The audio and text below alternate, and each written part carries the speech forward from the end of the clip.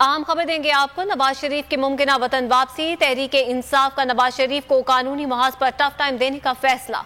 नवाज शरीफ पर कौन से केसेस हैं, कितनी करप्शन है, तफसीलात तलब करी गई है। इमरान खान ने नवाज शरीफ की केसेस की तफसीलात तलब की हैं। ज़राए के मुताबिक पाकिस्तान तहरीक इंसाफ की लीगल टीम तमाम केसेस से मुतालिक इमरान खान को ब्रीफ करेगी। नवाज शरीफ को जेल भिजवाने के लिए पंजाब हुकूमत के किरदार पर ब्रीफ किया जाएगा। आपको अहम खबर दे रहे हैं। इससे पहले इतलात थी कि नवाज शरीफ वतन वापस आ रहे हैं और उनकी मुमकिना वापसी पर तहरीक इंसाफ ने नवाज शरीफ को कानूनी तौर पर टफ टाइम देने का फैसला किया है। नवाज शरीफ पर कौन से केसेस हैं, कितनी करप्शन है, इस हवाले से तफसीलात तलब कर ली गई हैं। मजीद तफसीलात जानते हैं बोल न्यूज़ के नुमाइंदे अफजल जावेद से। बताइएगा अफजल जावेद।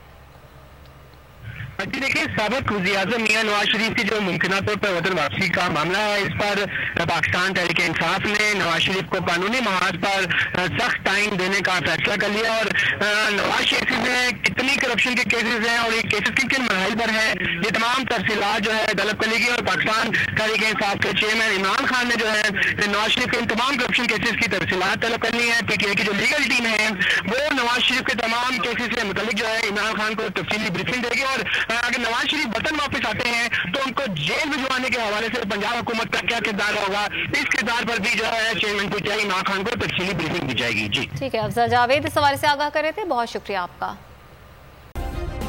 सब्सक्राइब करें और बेल दबाएं ताकि कोई खबर रह न जाए।